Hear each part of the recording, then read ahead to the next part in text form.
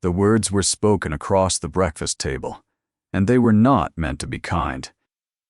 "She's far too delicate for the countryside." The Duke of Halvern said it without lifting his eyes from his correspondence, in the flat, certain tone of a man pronouncing the weather. He did not say it cruelly. Cruelty would have required that he consider her worth the effort. He said it the way one might note that a particular teacup was too fine for daily use. An observation, a dismissal, a thing decided and closed. At the far end of the table, Eloan Marsh kept her hands folded in her lap and her gaze on the pale square of morning light lying across the cloth. She had learned long ago that the surest way to survive being spoken about was to give the speaker nothing to correct. So she did not flush, she did not protest. She simply sat, small and straight, in her traveling gown of gray wool, and let the sentence settle over her like dust. The others at the table took their cue from their master. Pruitt, the housekeeper, allowed herself the smallest downward pull of the mouth. Not a smile, nothing so warm, but a tightening of satisfaction, as though a suspicion of hers had been confirmed by higher authority.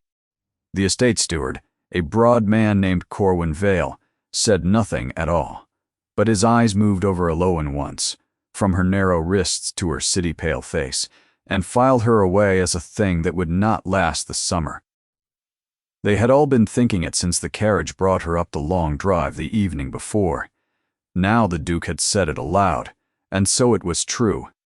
She had arrived after dark and been shown to a narrow room under the eaves, with a single tallow candle and a view of nothing. She had lain awake a long while listening to the wind come down off the fells, a sound she had not heard in years and had once in another life loved. She had told herself she was safe here, that a quiet clerk in a remote house was a thing no one looked at twice.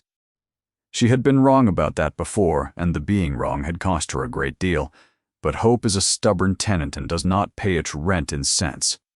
Renfield sat in a wide green fold of the western dales, a working estate of tenant farms and grazing land and orchards, where the year was measured not in seasons but in labor, lambing and sowing, shearing and haymaking, and at the far end of it, all the harvest that decided whether the winter would be lean or kind. It was no place for the frail. The wind came hard off the fells, the work began before light and did not end with it. Everyone at that table had been shaped by it, weathered and thick-handed and sure, and they looked at the slight young woman who had come to keep the estate's books and saw someone the first hard frost would carry off. Eloan had come as an under-secretary, hired by letter, sight unseen on the strength of a clean hand and a head for figures. She was to keep accounts, copy correspondence, and stay out of the way. A quiet post for a quiet person. She had asked for nothing more, and she had reasons of her own for asking so little, though she would have let them cut out her tongue before she named them at that table. But there was a thing about Renfield that the letters had not mentioned, and it was this thing that would undo every careful plan she had made to remain invisible. In the far paddock, past the stables, behind a fence built higher and stronger than any other on the estate, there lived a horse. His name was Ash. He was a stallion the color of storm cloud, 16 hands of muscle and fury, and no one had yet been brave enough or foolish enough to go near him. He had come to Renfield 2 years before as the pride of the old Duke, the present Duke's father, a magnificent animal, bought for a magnificent sum, meant to found a line. Then the old Duke had died, suddenly out on the North Road, one wet evening, and something in the horse had died with him. He would let no man near. He would let no hand touch him, shattered the rails of 3 separate stalls, and at last had been shut away in the high paddock where he ran the fence line at dusk like a thing pacing the walls of its own grief. The grooms fed him at the end of a long pole and hated the task. The Duke had twice given the order to have him sold for whatever he would fetch, and twice rescinded it, and no one knew why, least of all the Duke himself. Ash was the estate's open wound. He was the animal everyone feared. the beautiful ruined thing that no amount of money or force could reach. And on her first full morning at Renfield, walking the path from the servants' hall with her eyes down and her mind on ledgers, Eloin passed the high paddock, and the storm-colored stallion stopped his furious pacing and turned and watched her go by. He did not scream. He did not strike the rails. He stood, ears forward, utterly still, and followed her with his dark eye until she had passed from sight. She did not notice. But the boy mucking the near stall did, and he stood with his fork forgotten in his hands, staring, because in 2 years he had never once seen the animal go quiet for a living soul. The Duke had said she was too delicate for the countryside. He would be proven wrong by harvest. Every soul at that table would come to call her the lady of the estate, and the road to it would run straight through that high-fenced paddock and the ruined creature inside it, though none of them, least of all Eloin Marsh, could have known it yet. That was the trouble with verdicts spoken over breakfast. The countryside had a way of overturning them. For 3 days Eloin kept to the plan she had made before she ever saw Renfield. Be small, be silent, be useful in ways no one noticed. The estate office was a narrow room off the great hall, cold even in June. She was given a high stool, a slanted desk, and the accumulated disorder of 2 years' neglected accounts, columns abandoned mid-figure, receipts stuffed unrecorded into drawers, tenancies unreckoned. Corwin Vale the steward dropped the whole tangled mess before her with the air of a man handing a child a task designed to fail. "See what you can make of it," he said, and did not stay to explain. She made a great deal of it. Within 2 days she had found where a grain merchant had been shorting the estate for 18 months and where the household had been paying twice for the same delivery of coal. She wrote it all out in a clean, patient hand and left the pages on Vale's table without comment. He read them, said nothing, and something in his broad, weathered face grew watchful. But it was not the books that undid her invisibility. It was the walk. The shortest path from the servants' quarters to the estate office ran past the stables and along the fence of the high paddock. Twice a day Eloin walked it, and twice a day the storm-colored stallion left off his pacing and came to stand at the rail and watched her pass. She noticed him now. It was impossible not to notice a thing that large going still as a held breath every time she came near. But she did not stop, and she did not speak to him, and she did not reach out. She had been warned. She had been warned by everyone. "You'll not go near that beast," Mrs. Pruitt had told her the second morning, catching the direction of her glance. "He's savaged 2 men's hands and lamed a third. He is not a pet girl. He is the old master's madness left over. You'll walk quick and keep your eyes down, same as the rest of us." So Eloin walked quick and kept her eyes down, and still she felt the animal's gaze on her like a weight, patient and dark, all the length of the fence. They told her his story in pieces in the servants' hall, the way a frightening tale gets told. Half warning, half relish. How the old Duke had loved the horse past sense, the 2 of them, a single creature thundering the dale at dawn. How the horse had stood saddled and waiting the morning the old Duke rode out and never came back, and how, when the men led the empty horse home from the road 3 days later, it had already begun to turn. He would not be handled, would not be gentled. He ran the high paddock at dusk and screamed at the dark, and the sound carried to the house, and no one spoke of what it meant. "He's grieving," said the stable boy Tobin, the one who had seen the horse go still for her. He said it low, so the older hands wouldn't hear and cuff him for softness. "That's all it is. He's grieving, and there's no one left. He'll grieve too." "Horses don't grieve," said the head groom, but Eloin, listening from her place at the end of the table, thought that perhaps they did. That grief was only love with nowhere left to go, and that it looked the same in a horse as in a person, which was to say, it looked like fury, because fury is easier to survive than sorrow. She said none of this. She ate her bread and kept her counsel. And the next morning, when she passed the paddock and the stallion came to the rail, She made the smallest mistake of her careful life. She slowed, only for a step, only for a breath. She did not stop. She did not turn. She did not so much as glance at him fully, but she slowed and let him see that she had marked him, and then walked on. Behind the fence, the great gray horse dropped his head over the top rail and made a sound she had never heard him make, not a scream, not the wild trumpeting fury the hall had warned her of, a low, broken rumble deep in the chest. Almost a question. Every hand in the yard turned to look.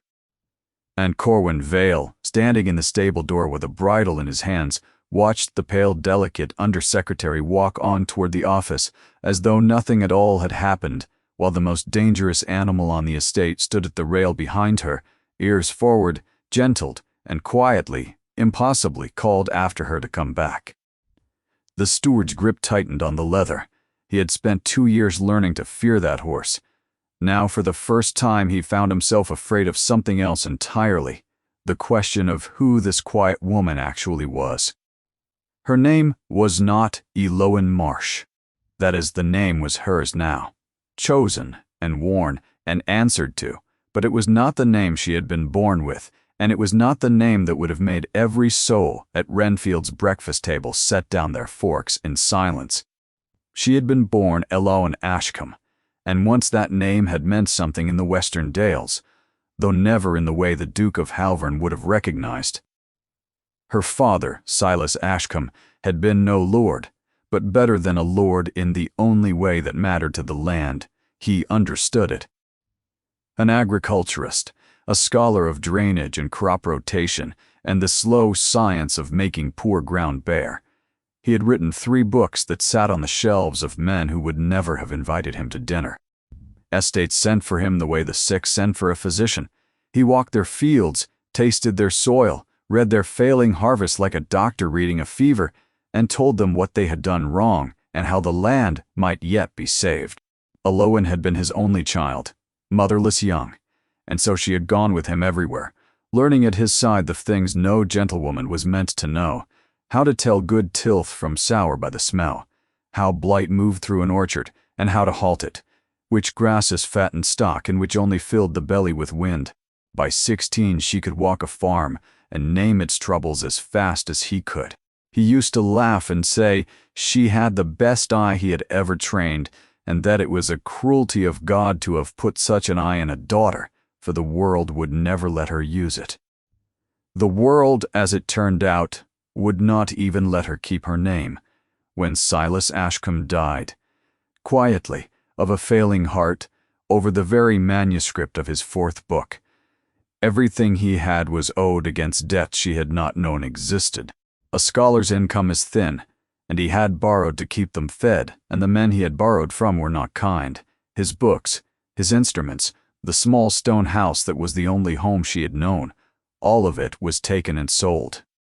His unfinished manuscript, the great work of his last years on the restoring of exhausted land, was seized with the rest and bought for a pittance by a creditor who could not read it and wanted only to be paid. And Eloan Ashcombe, 23, and possessed of the finest agricultural mind in 3 counties, and not one thing else in all the world, was turned out with a single trunk and told to make no trouble.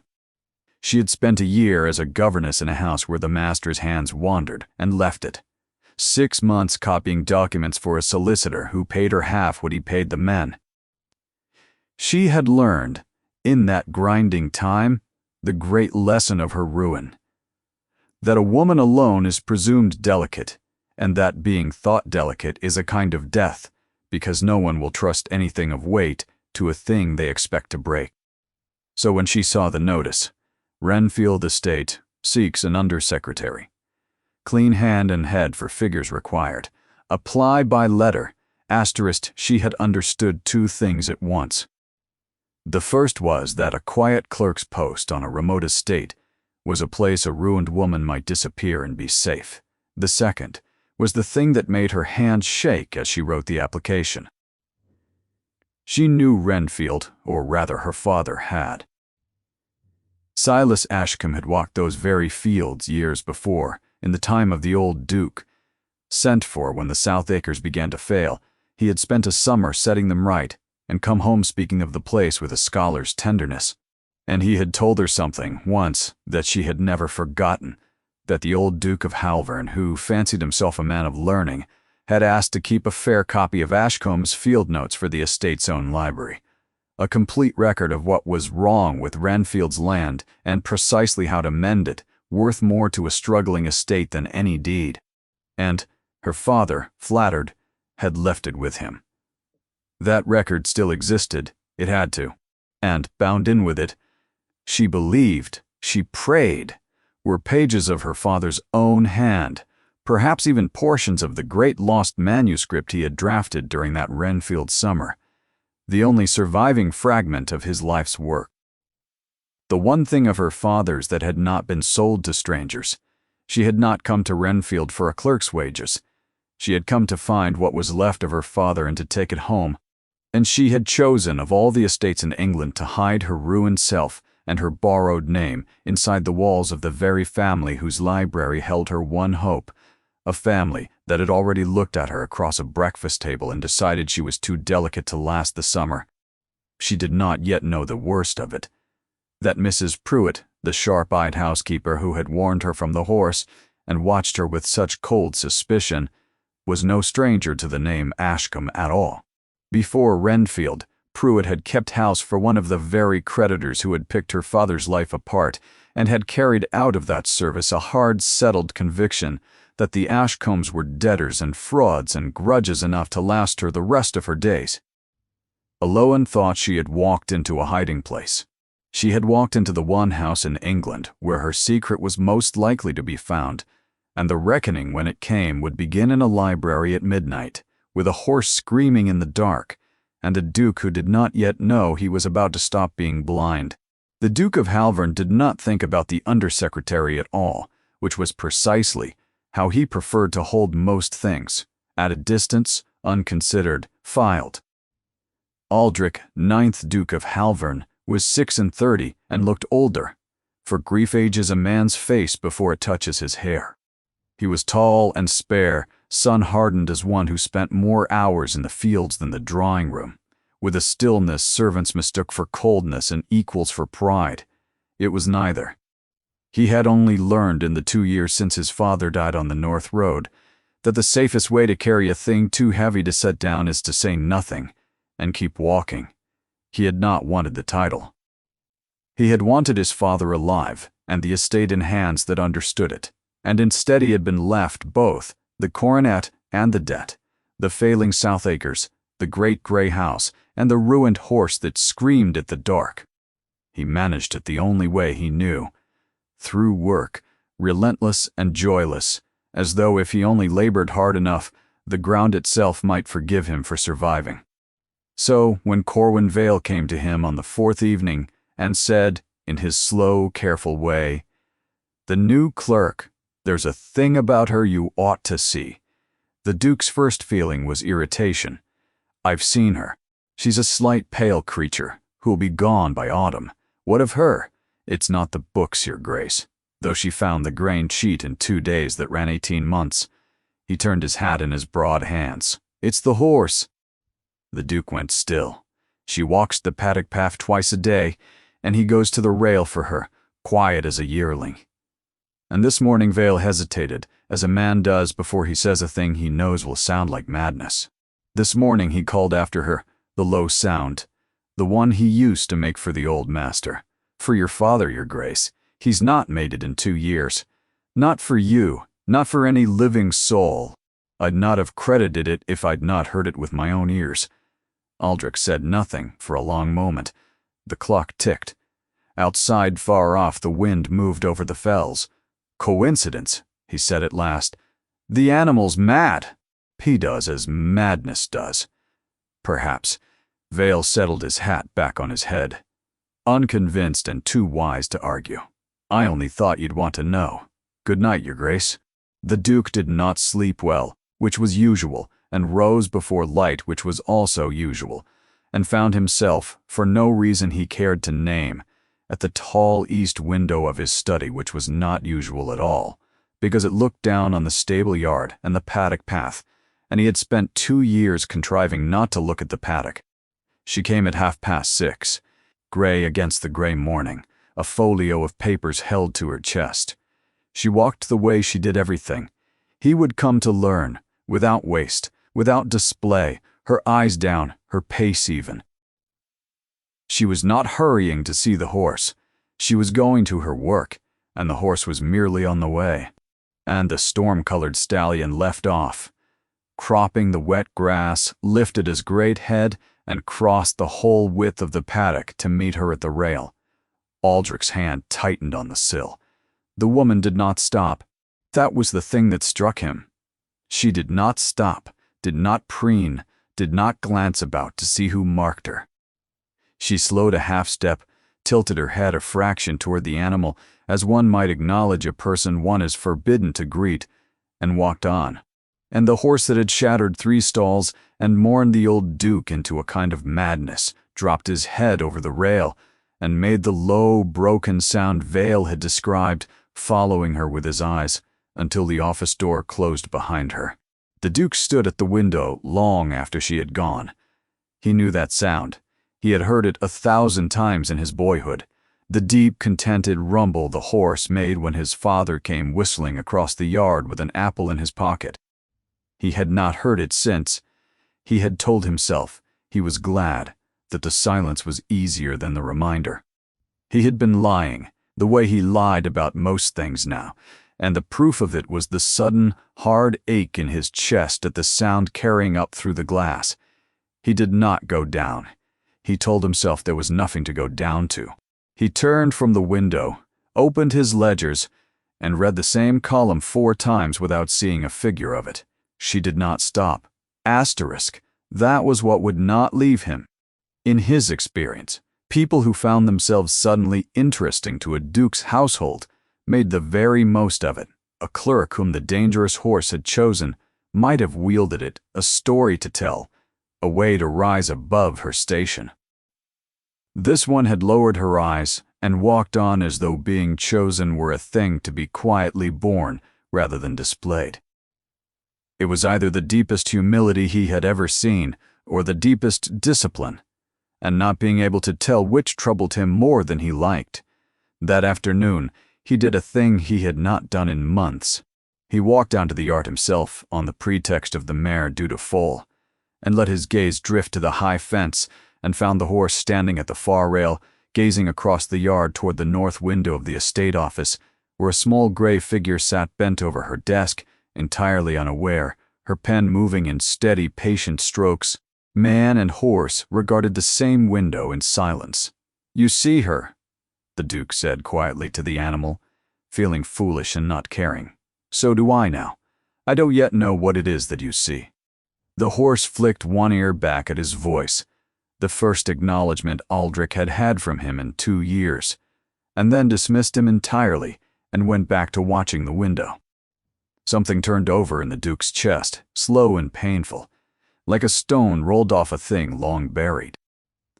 He had spent 2 years not looking, not at the horse, not at the empty chair at the head of the table, not at his own grief, which he had walled up and called strength. And now a pale, quiet clerk had walked up the drive and, without so much as raising her eyes, had made him look. He did not like it. He turned and went back to the house.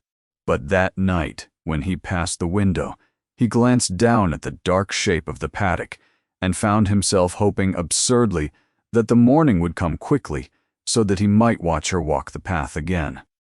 He told himself it was the horse he wished to observe. He was, as his mother would shortly and ruthlessly inform him, a very poor liar. The Dowager Duchess of Halvern arrived at Renfield in the 2nd week of June, unannounced in a traveling coach that had seen better decades, and threw the household into the particular quiet panic that attends the arrival of someone who cannot be managed. Lady Morwenna was 71, and afraid of nothing. She had buried a husband and outlived 2 of her 3 children, and what the losses had not softened, they had sharpened.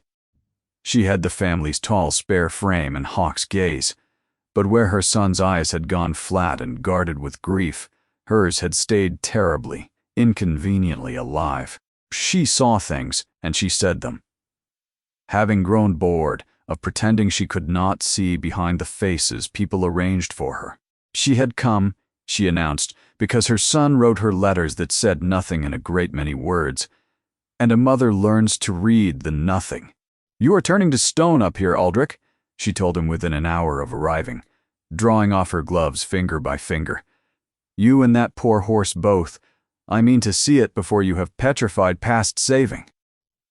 It was the dowager who first spoke to Eloan properly, not as a clerk but as a person, and she did it with the directness of a woman who no longer had time for the long way round. It happened on the third afternoon of her visit. Eloan had been sent up with fair-copied accounts for the dowager's review, the old lady having declared she would look over the estate's figures herself, since no one else seemed willing to tell her the truth of them. Loan expected to leave the pages and go. Instead, Lady Morwenna gestured her to a chair and studied her over a pair of spectacles for an uncomfortably long while. "Sit. You unsettle me. Hovering. What is your name, child?" "Eloan Marsh." "Your Grace." "Marsh."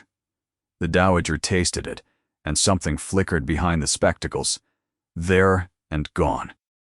"And where were you got, Eloan Marsh, that you keep a ledger better than any steward my husband ever hired, and read Latin under your breath when you think no one is by?" Eloan's heart missed a beat. She had not known she had been overheard.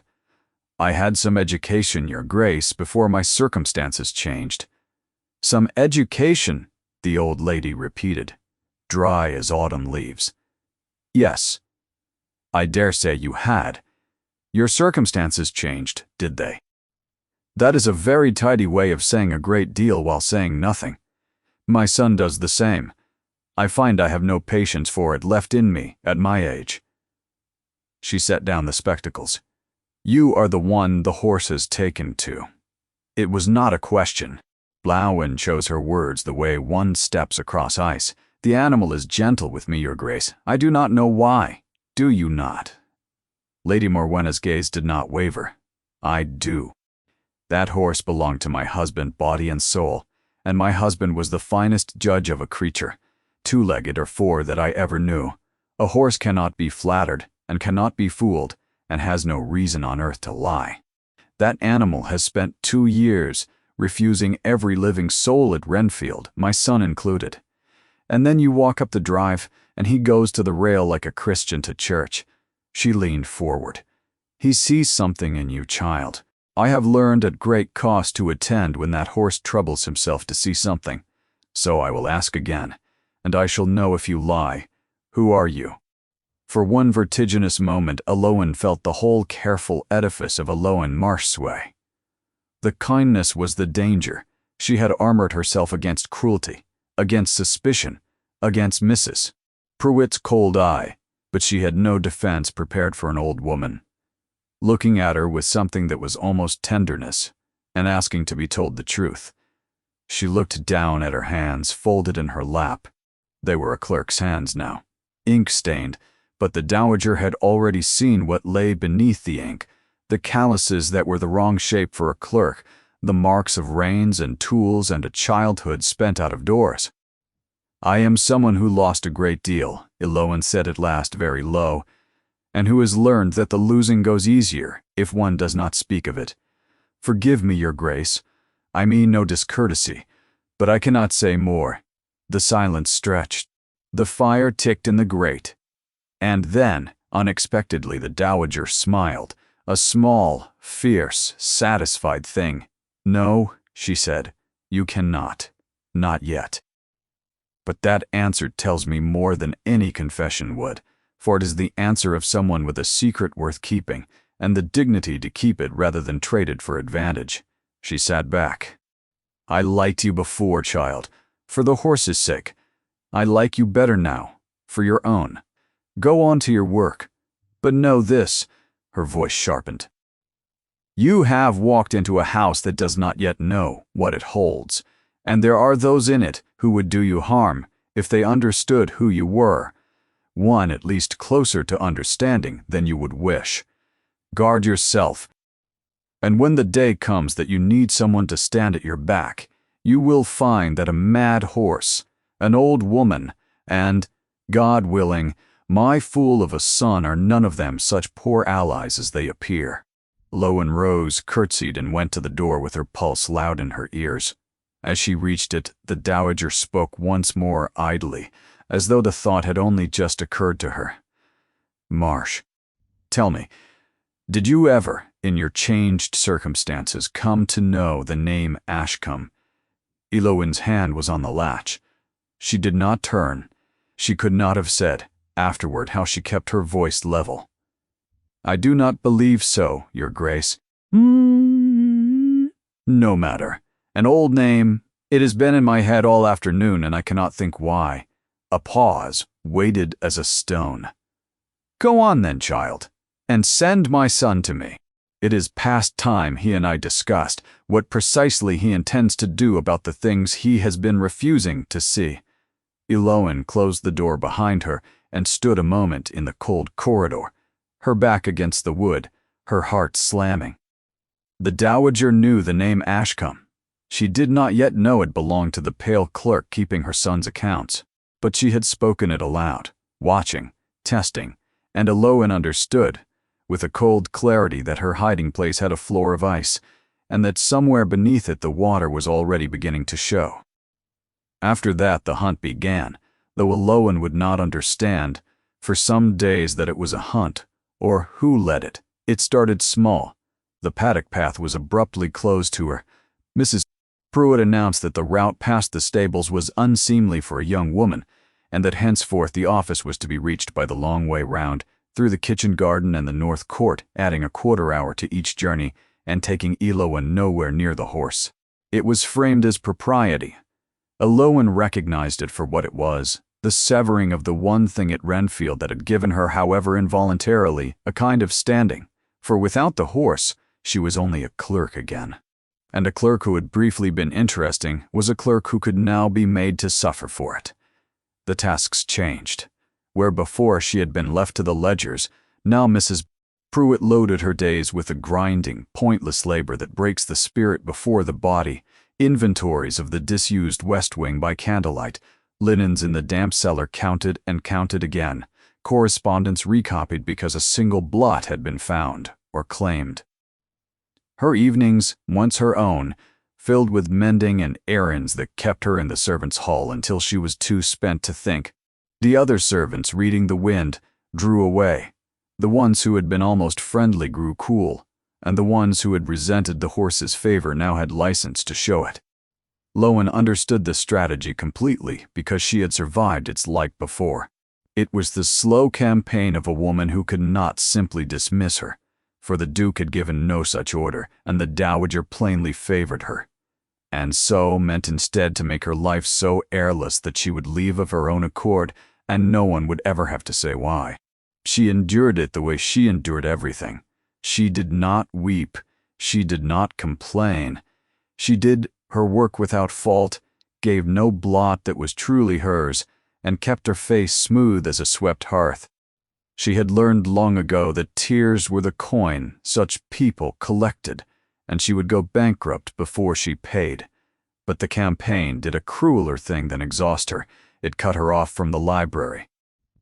For the library was her whole purpose, the one room at Renfield she needed and could not reach.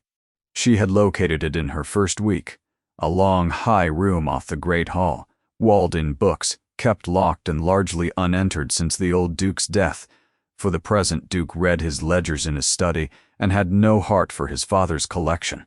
Somewhere in it lay her father's field notes and perhaps the last surviving pages of his lost work. And now every hour of her day was accounted for, watched, filled. Mrs. Pruitt had, without perhaps even knowing the true stakes, built a wall around the very thing Elowen had crossed a county to reach. Time was turning against her, and she felt it. The South Acres were failing again, worse than the letters had let on. She had read it in the accounts before. She read it in the fields, yields down, a sourness in the ground, the signature of land worked wrong for too many years. By her reckoning, Renfield had one poor harvest left before the debt and the failing fields together pulled the whole estate under. If the Duke cleared his father's rooms to raise money, if the library's contents were sold or scattered as her own father's had been, the field notes would vanish into some stranger's cart, and her last piece of her father with them. She saw the horse now only from a distance, a storm-colored shape running the far fence at dusk. They had forbidden him to her, and her to him, two lonely creatures walled into their separate griefs, and each evening the sound of him carried across the yard and lodged somewhere under her ribs. She began to understand that she would have to take the risk she had sworn to avoid. She would have to reach the library, the only way now left open to her. By night, alone, when the house slept and the watching eyes closed. She chose the night, she marked, over 3 careful evenings, when the Duke's study lamp went dark, and when Mrs. Pruitt's did. She learned the sound of the house settling, the hour the last footman climbed to bed. She told herself she would take 1 hour, no more. 1 hour to find what she had come for, and then she would decide whether there was any reason left to stay. What she did not know, bent over her borrowed candle ends, learning the rhythms of a sleeping house, was that on the very night she had chosen, 2 others at Renfield would also be awake and abroad in the dark. One was a Duke who could no longer sleep for thinking of a pale clerk and a horse that had called out for his father. The other was Mrs. Conte Pruitt, who had spent the week composing a careful letter to an old employer in the South, a creditor's household, where a certain scholar's estate had once been picked apart, inquiring, with the patience of long malice, what had become of the man Ashcombe's daughter. 3 sleepless souls, converging on the same dark house on the same chosen night. Elowen blew out her light, lay down in her narrow bed, and waited for the household to fall silent. The house went quiet by midnight, and Elowen went down into it like a swimmer into cold water. She had dressed, fully, gray gown, dark shawl, hair bound tight beneath a plain cap, and carried a single candle end shielded in one cupped hand. She had learned the house's bones over 3 careful nights, and moved along them now, down the servant's stair, that did not creak on the 3rd step if you kept to the wall, through the baize door, into the great hall where moonlight fell through the high windows, in long pale bars, and the flagstones were cold as river ice beneath her thin slippers. The library door was unlocked. She had prayed it would be. The old Duke's collection was thought worthless by everyone who might have troubled to lock it. She slipped inside, drew the door to behind her, and stood a moment with her back against it, letting her eyes learn the dark. The room smelled of leather and cold ash and old paper, the smell of her whole childhood, of her father, and it struck her so hard she had to press her lips together against a sound. 2 years fell away. She was a girl again in a scholar's study, and if she turned her head he would be there at his desk with his pen and his patient voice. He was not there. There was only the work, and the little time she had to do it. She had reasoned out where to look. Her father's field notes were not a book to be shelved among books. They were a folio, a working record, the sort of thing a scholar keeps close. And the old Duke, who fancied himself a man of learning, would have kept a prized acquisition where he could take it down and admire it, in the personal cabinets of the upper gallery rather than the public shelves below. She found the spiral stair tucked behind a curtained recess, iron and narrow, and climbed it with her candle held high and her heart loud in her ears. The gallery ran the length of the room, a slender railed walkway lined floor to ceiling with the books no one read. She began at the near end, moving her light along the fronts of the low cabinets beneath the shelves, trying each door. Locked, locked, locked. She worked in silence in the small trembling island of her candlelight, and the great dark room fell away beneath her into nothing. Then a floorboard creaked below. Elowen's blood turned to water. She pressed flat against the cabinets and pinched the candle dead between her fingers, plunging the gallery into absolute black. She did not breathe. She listened until her ears rang. Silence, She had imagined it. She had the soft, unmistakable scrape of a boot on stone, the whisper of a log settling as someone stirred a banked fire. Someone was in the room below her, had been the whole time sitting silent in the dark, and she had climbed the stair not 8 feet above him, and never known. It could only be the Duke. The understanding came with a wave of despair, so complete it nearly folded her knees. She had miscalculated everything. He had not gone up to bed when his study lamp went dark. He had come here to sit in his dead father's library in the black of night, and she had walked into the one trap she could not talk her way out of. Discovery meant dismissal. Dismissal meant disgrace.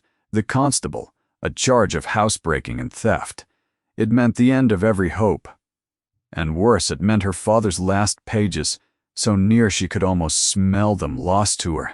Forever.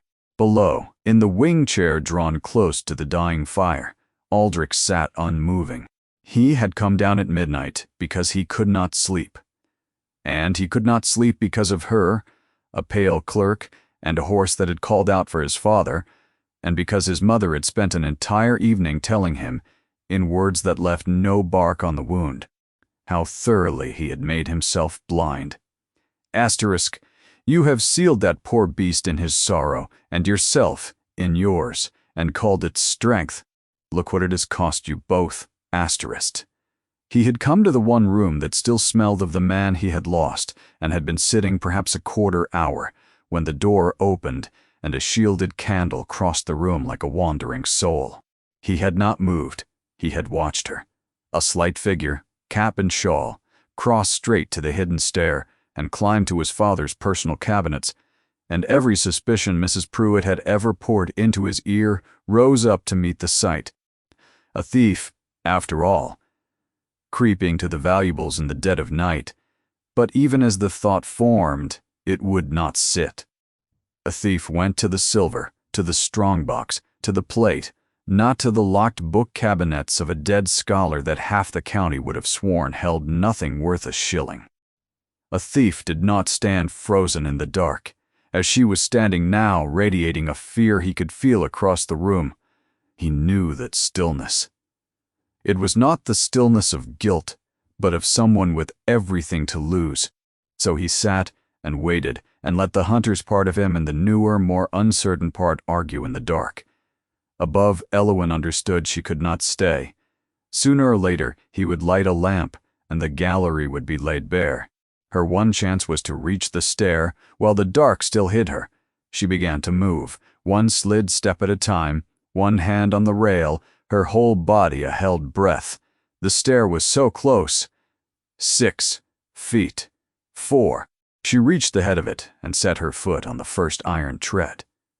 It groaned, a long, ringing complaint of old metal, loud as a shout in the silence below. Aldrich's head came up. He rose without a sound and crossed the rug, his eyes fixed on the black mouth of the stair. Elowen abandoned pretense and came down in a rush, slippers skidding, and struck the floor, running for the pale rectangle of the door, and had her hand on the cold brass when his voice came out of the dark and stopped her dead. Stand still. Not a shout, a low command, level and absolute, the voice of a man who had never in his life needed to raise it to be obeyed. She froze, her back to him, her eyes shut, her hand still on the latch. It was over. She heard him cross the room.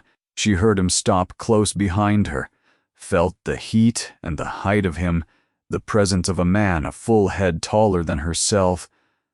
Turn around. Slowly, she made herself obey.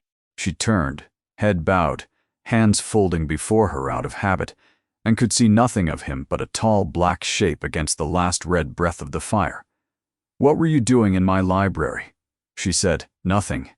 There was nothing she could say. "Were you sent to steal? Answer me." "No, Your Grace." Her voice came steadier than she had any right to expect. "I am no thief. No, a dangerous quiet. You crept into a locked room at 1 in the morning and put out your light when you heard me. Only to admire the architecture. What were you after? The truth, now." Still she was silent, and in the silence something rose in her that 2 years of grinding herself small had not quite killed the spark of pure defiance. She had endured the theft of her father, her name, her home, her one gift. She had endured Mrs. Pruitt's slow cruelties without a word. If this was the end of everything, she would not meet it cowering with her eyes on the floor. She lifted her chin and found the dark where his face must be. "I was looking for a book," she said, clear and without a tremor. His silence changed shape. He took a step nearer. "A book," he repeated, flat, at 1 in the morning, in the dark. Which book? Her mind raced across the spine she had passed. She had to give him something true enough to hold. "A folio of field notes," she said, "on the restoration of failing land. Your father is said to have kept one." The dark went very still. When he spoke again, the cold sarcasm had drained out of his voice, and something else had come into it, a sharp, arrested wariness. "Why that? Of all the things in this house, why that?" "Because," she said, and the truth, or the near edge of it, came out before her caution could catch it. "Your South acres are dying, Your Grace. I have read it in your accounts and seen it from my window. You have perhaps one poor harvest left before the ground and the debt together take Renfield down, and that folio, if it is what I believe, was written by the one man in England who knew how to bring such land back from the dead. I was not stealing your father's book. I was trying to save your estate, and no one in it would have listened to a word of it from a clerk they had already decided was too delicate to last the summer." The silence that followed was the longest of her life. Then he moved, past her, close enough that his sleeve brushed her arm, to a side table, and she heard the scrape and flare of a match. A lamp bloomed gold, and the great room leapt out of the dark, and Eloan stood blinking in the sudden light with her secret half spilled on the floor between them. He was staring at her as though he had never seen her before. He looked from her face to her hands, and she saw him see them, the calluses that no clerk's work had ever made, the marks of reins and tools and a life lived out of doors. When he spoke, his voice was quiet and utterly changed. "You read an estate's accounts and see its soil failing. You speak of restoring exhausted land as though you have done it." A pause. "Who taught you that?" Her carefully built world tilted on its edge. This was not the interrogation she had braced for. "My father," she whispered before she could stop herself. "And who?" said the Duke of Halvern, very softly. "Was your father?" She did not answer. But her silence, and the tears standing bright in her eyes, and the way she held herself upright under his gaze like something that would break before it would bend, all of it told him that the pale, delicate clerk his household had written off was someone else entirely. Behind them, across the dark yard, the great gray horse began to scream at the night, on and on, wild and grieving, as though he too knew the house had finally woken and could not say whether to sound it in warning or in joy. He did not have her arrested. He did not summon anyone. He stood in the lamplight and looked at her a long moment, and then said only, "Go back to your room. Speak of this to no one. I will deal with Mrs. Pruitt." She fled, her mind a storm, and did not sleep. Aldrich did not sleep either.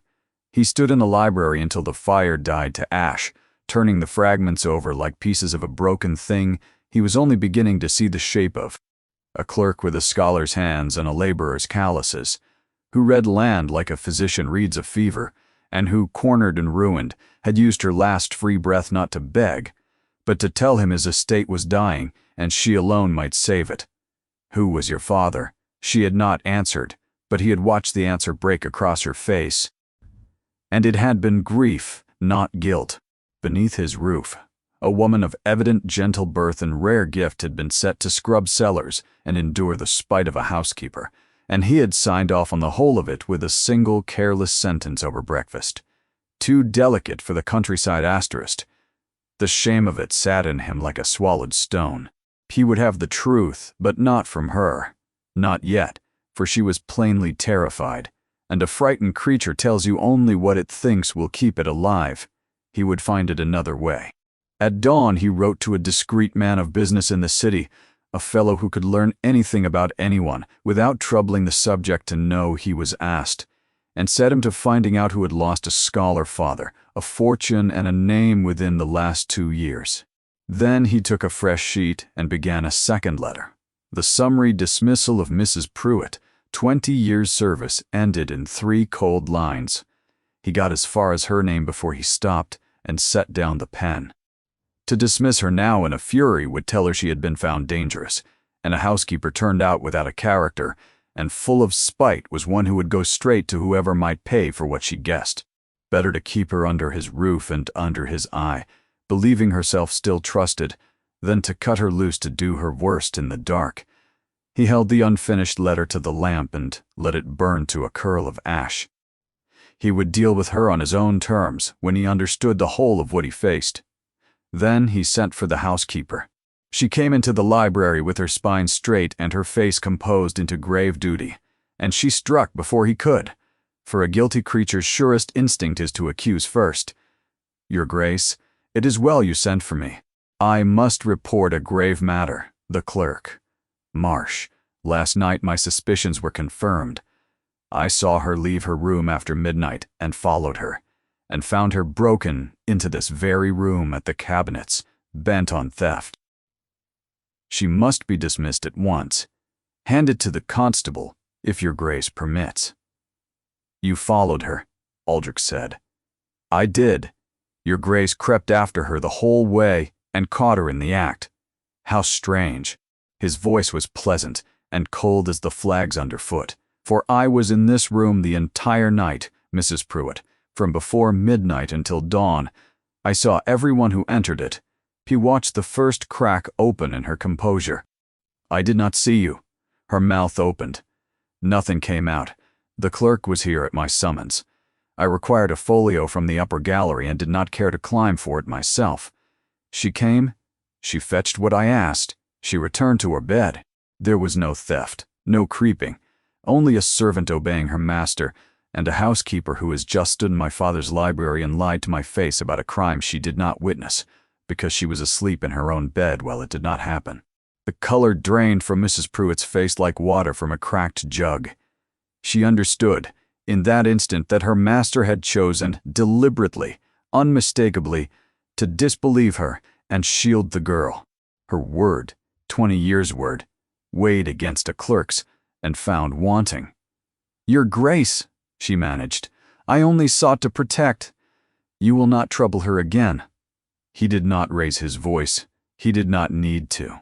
Not with cellar inventories, not with midnight linen counts, not with a single unearned reproof. "She returns to the accounts, which she keeps better than any man you might name. My orders on this are absolute, and if I find them bent by so much as a hair, it is not the clerk who will be seeking a new position. Do we understand one another?" "Yes, your Grace," she whispered, her eyes on the floor. "Then, the matter is closed. Go." She went, stiff as a hinged thing, her humiliation trailing her like a cloak. And Aldrich felt no triumph in it, only a cold, sinking disappointment, for he had trusted this woman, leaned on her, believed her the loyal bedrock of his house, and she had lied to him without hesitation to destroy a lonely girl for the crime of being noticed. His mother had been right about everything. He had been blind in more rooms than one. He also knew, watching her go, that he had solved nothing and started much. By noon, the whole servants' hall would know the Duke himself had come between the housekeeper and the clerk, setting Alohan further apart than ever, no longer merely the odd pale creature, but an object of the master's personal protection, which, in a great house, is more dangerous than any disfavor. He had pulled her from one fire and set her squarely in a hotter one, and could see no other way it might have been done. For Mrs. Pruitt, humiliated and afraid, was not a woman to fold. She was a woman to strike from cover. That same afternoon, her face a frozen mask, she took up the letter she had been composing to a certain southern household, the one inquiring after a dead scholar's vanished daughter, and after a long, still moment at the desk, added a single line to the end of it, sealed it, and gave it to the carrier with her own hand. Asterisk, I have particular reason to believe the person in question may be found nearer than you think. Asterisk, the next morning the band that had barred Eloin from the paddock was quietly gone, as though it had never been spoken. And as she crossed the yard by the old forbidden path, the great gray horse came to the rail and dropped his head, and this time she stopped. After 2 years and a lifetime of being warned, she lifted one ink-stained hand and laid it flat against the warm plane of his cheek. He leaned into it, let out a long, shuddering breath, and closed his eyes. "You knew," she whispered, her own eyes stinging. "From the very first morning, you knew I was not what they said." And from a high window unseen, the Duke of Halvern watched the pale clerk his whole household had dismissed stand fearless with her hand on the most dangerous animal in the county, the two of them gentle and grieving together in the early light, and felt the last of the stone he had built around himself crack clean through. The letter from the city came 10 days later, and it told Aldrich almost everything. There was no woman named Eloin Marsh of any traceable origin, but there was, the man of business wrote, the well-remembered tragedy of one Silas Ashcombe, agriculturist, scholar, author of 3 respected works on the restoration of failing land, a man whom estates had sent for the length of the country when their ground gave out. He had died 2 years past of a failing heart, deep in debt, and his creditors had stripped him to the bone, house, instruments, library, and the unfinished manuscript of his life's work, all seized and sold.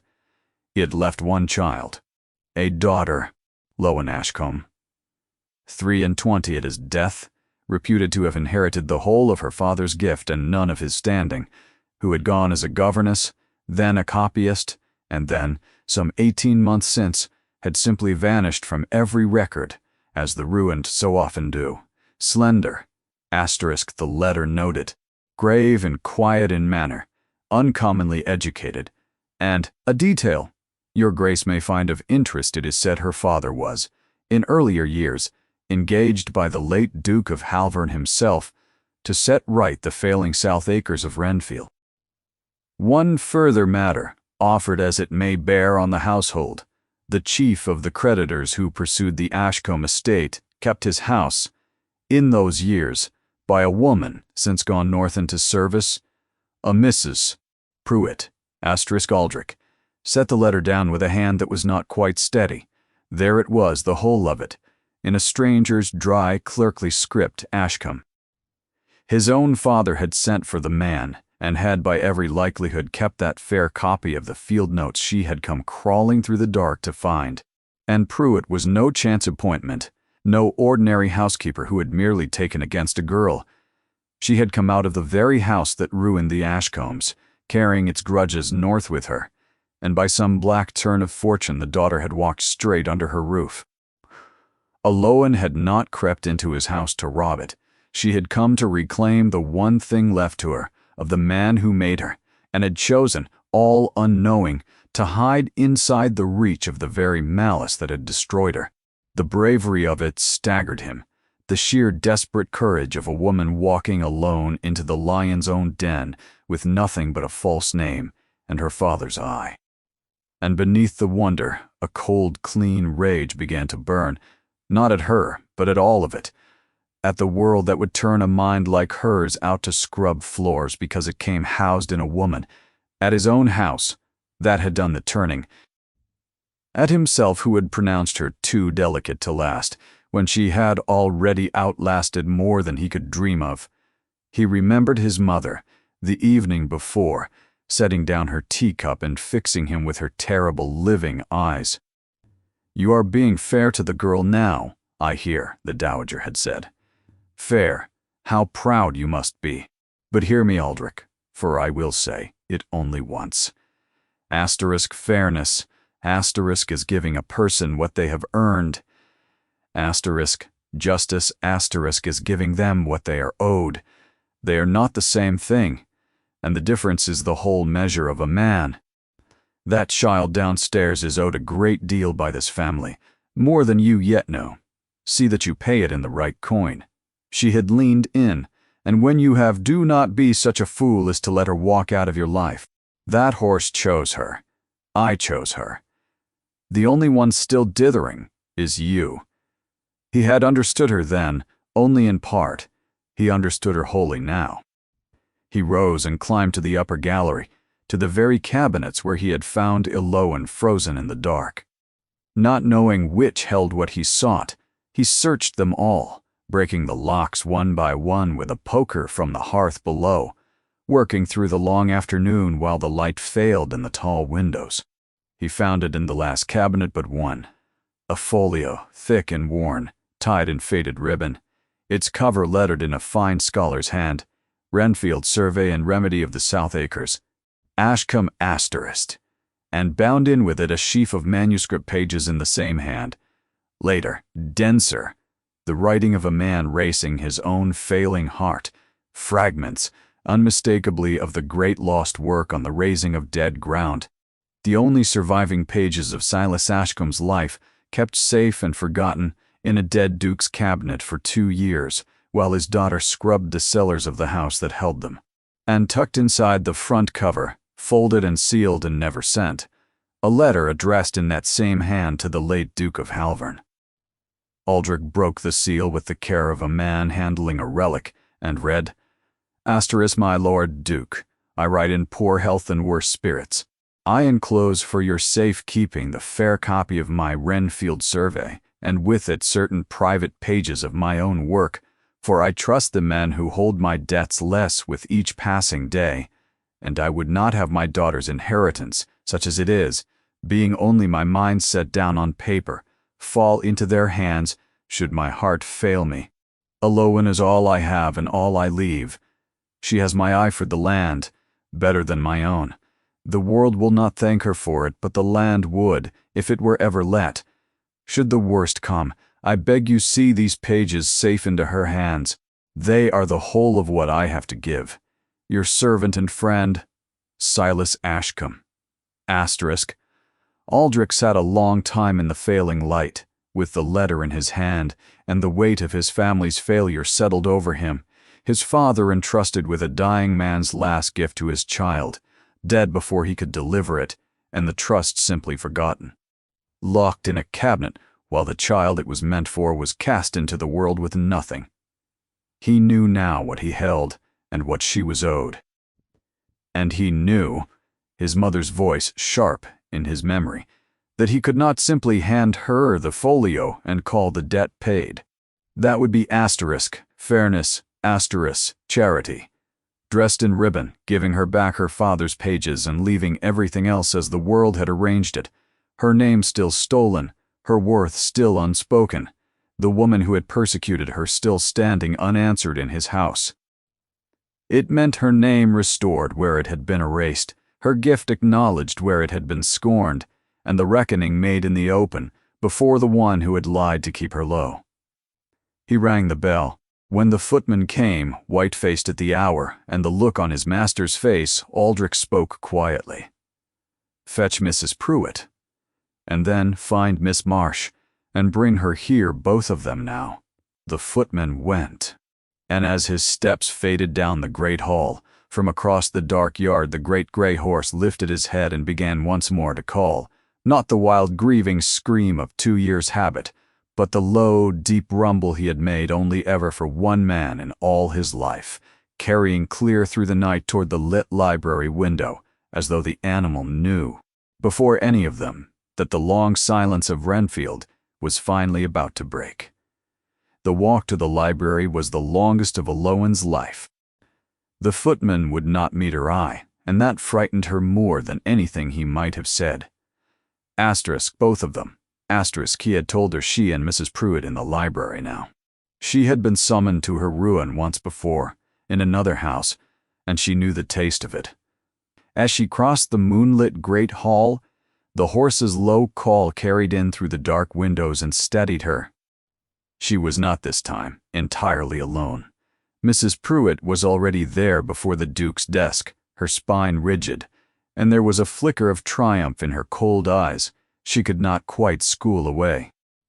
She believed, Eloin saw it at once, that this was the moment of her victory, that the letter south had borne fruit, the fraud exposed, the delicate clerk about to be cast out into the dark where she belonged. Then Eloin saw the desk, and the room tilted.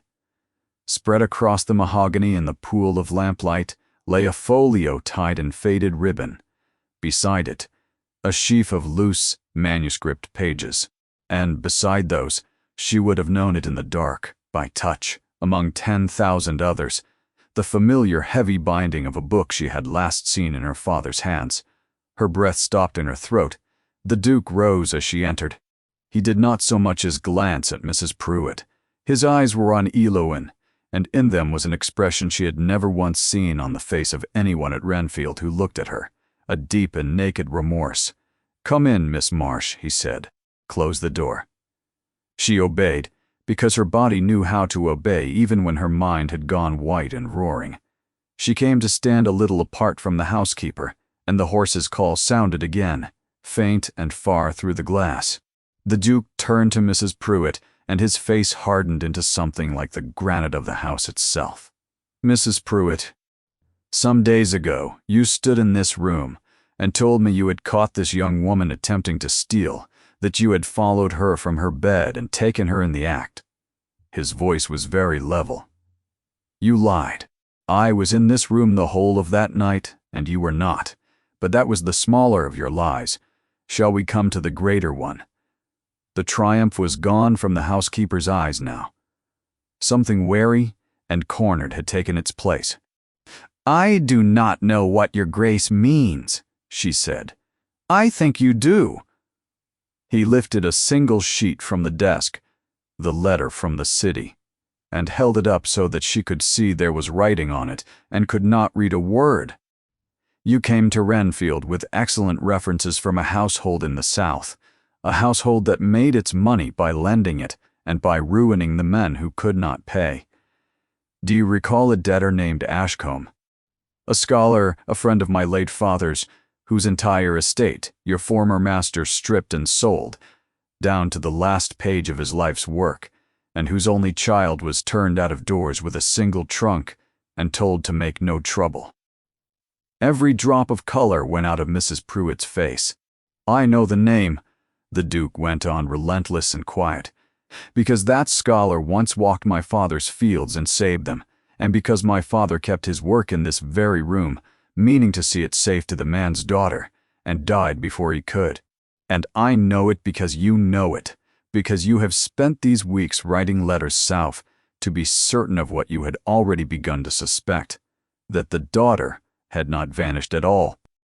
He turned then to Eloin, and his voice gentled, lost every edge.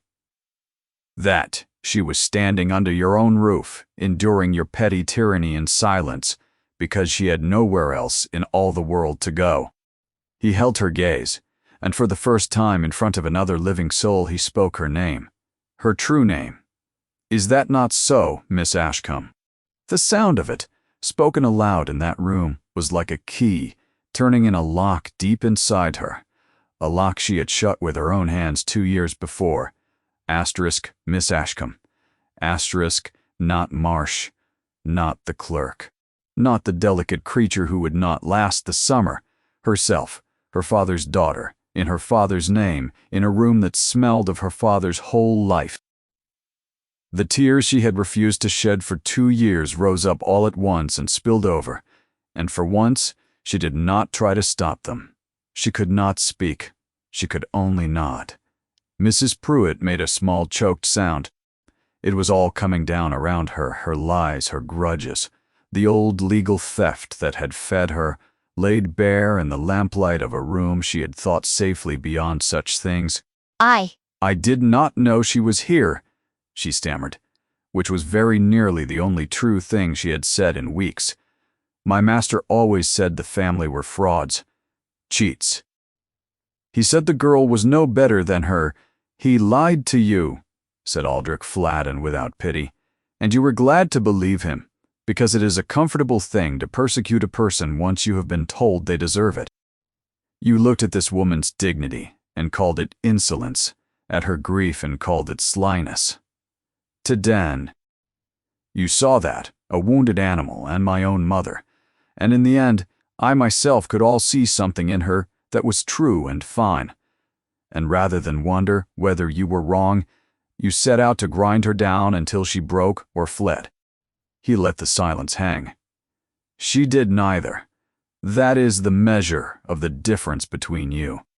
The housekeeper's rigid composure broke at last, not into remorse, for there was none in her, but into the dry, racking collapse of a woman who has built her whole life on a foundation of control and order and being *right, and has watched it crumble to dust between one breath and the next.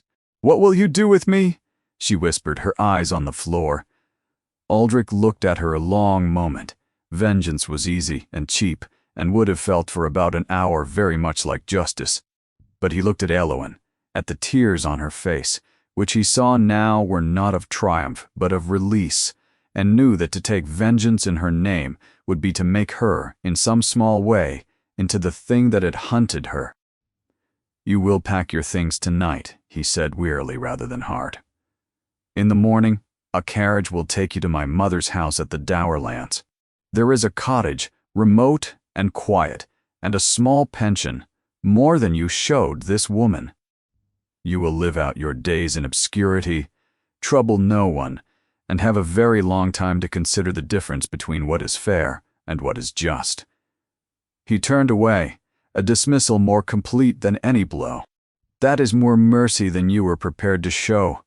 Go." The footman came. Mrs. Pruitt, stooped and broken and suddenly old, was led from the room, and the door closed behind her, and she was gone from the story of Renfield, as though she had never troubled it. And then it was only the two of them, and the folio and the quiet of the great room, and the truth standing plain between them at last. Eowyn found her voice. "Thank you," she whispered, wiping her face with the back of her hand, like a girl. "It is I who should thank you." He came around the desk and stood before her, no longer a duke addressing a servant, simply a man before a woman he had wronged and come to admire past all reason. "You walked into this house of grief and silence and without a word reminded me what integrity looks like. You did not complain. You did not despair. You endured and taught me to see again, when I had made a virtue of my blindness." He reached out, not to touch her, but to turn the folio on the desk so that it faced her. "This is the proof of who you are. But you never needed it. You were Eowyn Ashcombe the whole time. I was simply too much a fool to look." He wanted to say more, to tell her the thought of her leaving Renfield had become unbearable, that he wished her to stay not as a clerk nor even a guest, but as something he had no right yet to name. But the words would not come. It was too soon, and he was too aware of the power he held, and how lately he had misused it. So he said the only thing that was wholly, simply true. "Welcome home, Miss Ashcombe." Outside, across the yard, the great gray horse had fallen silent at last. The summer turned, as summers do, and the land began to give back what it had been given. It began quietly. 2 days after the night in the library, Eowyn took her father's folio into the failing South Acres and walked them the way she had walked, 100 failing farms at his side, slowly, crouching, crumbling, the sour earth between her fingers, smelling it, reading it. Then she came back and wrote, in her clean, patient hand, not a column of figures but a plan. Which fields to rest and which to marl, what to sow and when, how to break the exhausted rotation that 2 careless years had locked the land into. She left it on Corwin Vale's table as she left everything, without a word. Vale read it, and read it again, and went out and stood a long while in the south fields with the pages in his hand. Then he came back and did a thing he had not done to any soul at Renfield in the whole of his service. He took off his hat to a clerk. "This is your father's hand in you," he said gruffly. "God help us, we should have listened the day you came." And the estate, doubtfully at first, then with a growing wonder, began to do as the delicate clerk instructed. She was not a clerk any longer, though it took the household some weeks to find the word for what she was instead. The Duke had settled it in his own quiet way, her name restored, her father's property in the West pursued through his solicitors, the funds from the scholars' stolen books clawed back one ledger at a time, so that by August she was a woman of independent means again. And yet she stayed. He had asked her to. My father left this land and this library in ruin. He had said, in the stiff, careful way she had learned to read as feeling held on a tight rein. And my own gift is for nothing but hard work and harder grieving. It wants a scholar's hand, your father's or his daughter's. Take it on. As steward of land and library both, your own mistress in it. There's a suite in the east wing. You had answered to no one but yourself. It was, she saw, a way of giving her everything at once, a purpose, a place, a standing, and above all, time. Time. For the fragile, unspoken thing between them to grow at its own pace. She had accepted, and Renfield healed.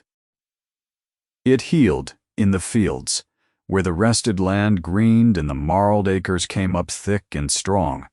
In the house where a kind new housekeeper Elwyn herself had found, swept the old fear out of the servants' hall along with the dust, and in the horse most of all.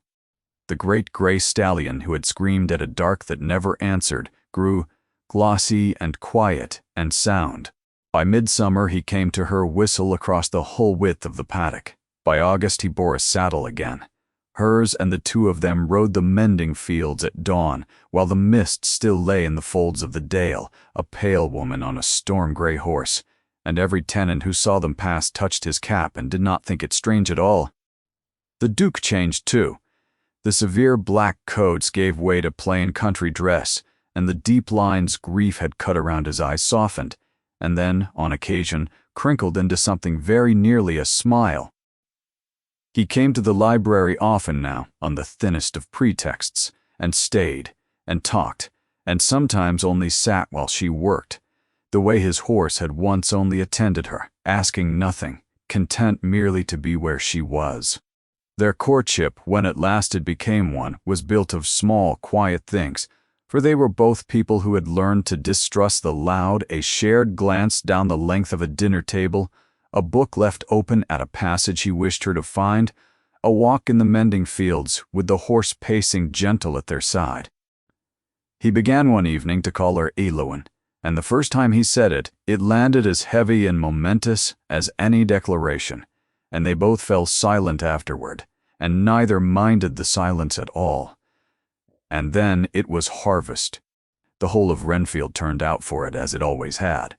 But this year there was a thing in the air that had been missing for 2 years and more, and it took the older hands a while to place it, until one of them said it aloud at the end of the first long golden day, leaning on his rake. The master's laughing again. Hear that? The South Acres, given up for dead, came in heavy and clean, the best harvest in a decade, and every soul who bent his back in those fields knew whose reading of the sour ground had brought it back to life. They did not call her the clerk anymore, nor even the steward. Somewhere over that ripening summer, the whole living body of the estate had settled, without anyone deciding it, on a different name for the pale, delicate woman who had come up the drive in spring and been written off before her trunk was unpacked. They called her the Lady of the Estate. It began as a courtesy, half a joke. By harvest it was simply the truth, waiting only for the words to make it so. The Duke